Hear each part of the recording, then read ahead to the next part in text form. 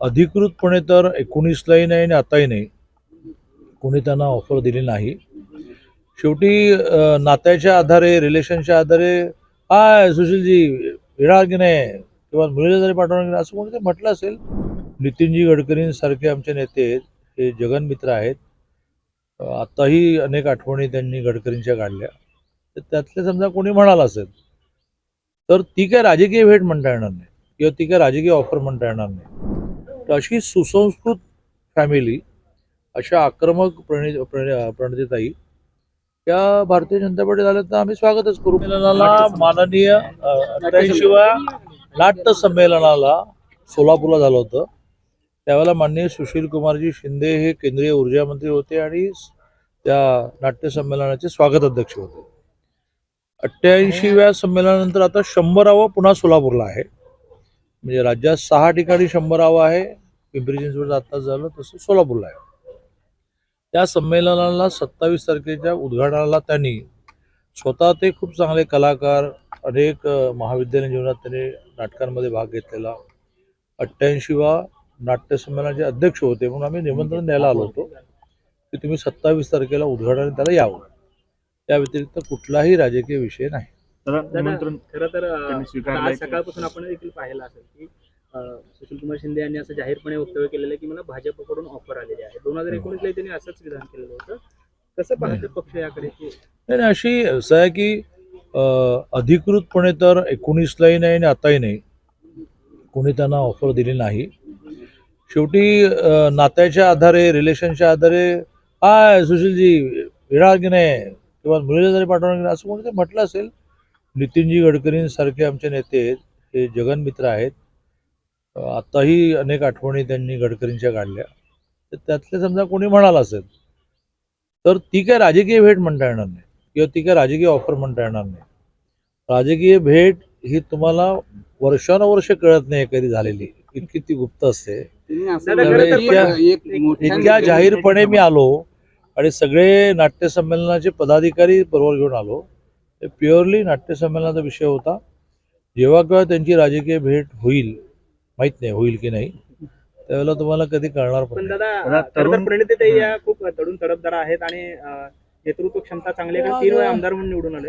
आज आमच्या प्रदेश अध्यक्षांसहित, प्रवीण दरेकरांसहित सगळ्यांनीच असं म्हटलं की सुशील कुमार शिंदेसारख्या काही फॅमिलीज या महाराष्ट्राच्या राजकारणामध्ये अतिशय सुसंस्कृत फॅमिलीज म्हणून प्रसिद्ध आहेत की ज्यांच्यावर कधीही कोणी शिंतोडे उडवले नाही.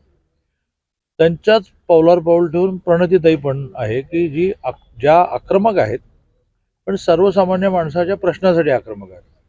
तर अशी सुसंस्कृत फॅमिली, अशा आक्रमक प्रणितीताई त्या भारतीय जनता पार्टीत आल्या तर आम्ही स्वागतच करू. पण अशी कुठलीही ऑफर ना बीजेपीने दिली किंवा अशी कुठलीही इच्छा ना त्यांनी व्यक्त केली. मोदी साहेब सोलापूरला येणार आहेत. कशा पद्धतीनं भाजपच्या कार्यकर्त्यांमध्ये उत्साह आणि तयारी कशी सुरू, दौरा कसा असणार आणि रोड शो असणार आहे?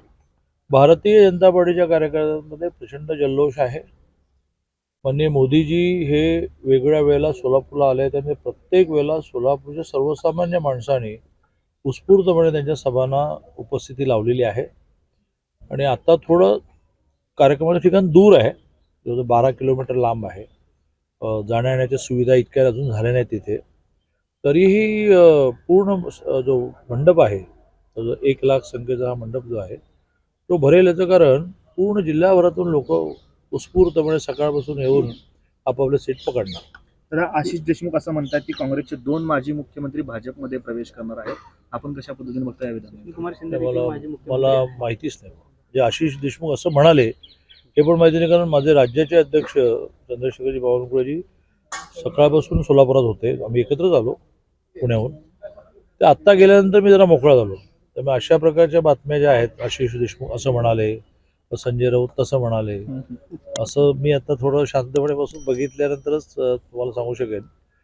आशिष देशमुखांना फोन करून विचारेन, अरे कुठले 2 माजी मुख्यमंत्री असं विचारेन. पण त्या 2 माजी मुख्यमंत्र्यांमध्ये सुशील कुमार शिंदे नक्कीच नाही. मोदींचा दौरा कसा असेल की मिनिट टू मिनिट चालेल? आता तरी असं वाटतंय की त्यांना एका दिवशी 3 कार्यक्रम आहेत आणि वेगवेगळ्या राज्यात आहेत. पुढचा कार्यक्रम मला वाटतं त्यांचा बंगलोरमध्ये आहे. बहुधा ह्या 15,000 घरांचं लोकार्पण त्यांचं खूप दिवस पेंडिंग होतं, जे कार्यक्रम पेंडिंग होता. तेवढ्या करून ते लगेच जातील असं माझं मत आहे. माझा प्रयत्न असा चालला आहे की सिद्धेश्वराच्या मंदिरामध्ये त्यांनी दर्शनाला यावं. त्याला जोडून एक छोटासा रोड शो करावा. पण त्यांचं कार्यक्रमाचं ठिकाण जे आहे ते कुंभारी आहे. तिथे 3 हेलिपॅड केले. मग तिथे उतरा, गावात या, पुन्हा तिथे जा. हे त्यांच्या वेळापत्रकात बसत नाही असं दिसतंय. पण असाही विषय आला आहे की अजूनही यात्रा, गड्डायात्रा चालू आहे. ती 20 तारखेपर्यंत चालेल. खूप गर्दी आहे. ते आज आमचे राज्याचे अध्यक्ष बावळकुळे जाणार होते. मग गर्दी पाहता ते म्हणाले मी आता 19ला जाईन.